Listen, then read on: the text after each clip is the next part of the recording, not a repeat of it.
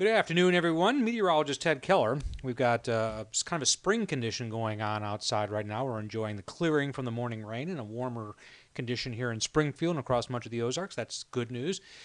This isn't necessarily bad news for the majority of everyone, but there is spring-like weather occurring. You can see on the map here a outline area for a severe thunderstorm watch and one lone severe thunderstorm warning. I'm recording this as I look at my computer at 3:17. So what we have here is the watch area. These are the counties outlined, not technically including Springfield, but just west. And then one cluster of thunderstorms so far showing up there with the warning in effect. Again, more than arm's reach away from the most of us here at this hour, but heading and slipping toward us as the watch area clearly indicates. Let's put that into motion. You can see the clearing going on in Greene County, although the clouds are trying to reinvent themselves, I noticed by looking out the window too.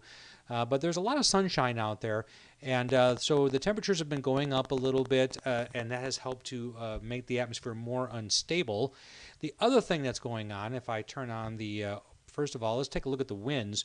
And you can see the winds are kind of out of the south here and more out of the southwest here.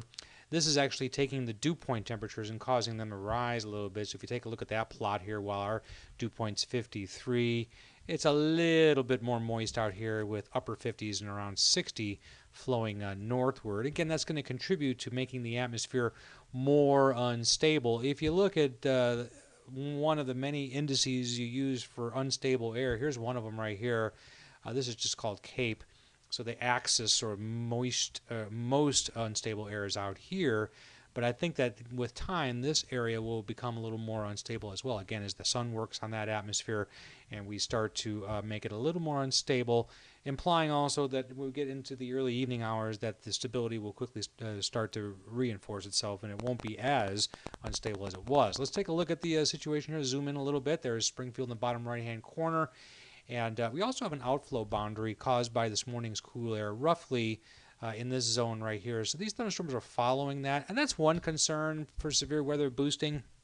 If you can get thunderstorms to follow an old boundary, sometimes they can become a little more severe, even occasionally produce an isolated tornado.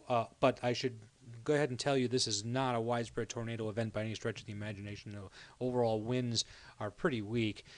Let's take a look at this storm. It's actually got a little hail core in it right there. That's the purple. So clearly, if this were to continue to develop, it would slide toward or just south of Nevada and the Lamar area probably within the next hour or so. Into the watch area, as was posted, it's pretty clear and concise.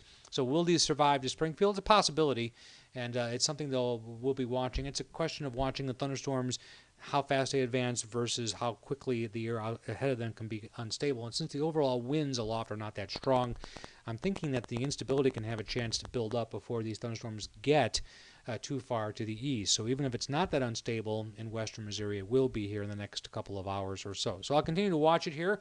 Not going on a mini chase today. I'll probably be served best just to watch this situation here from my own little weather center. I'll bring you further updates later on this afternoon and evening.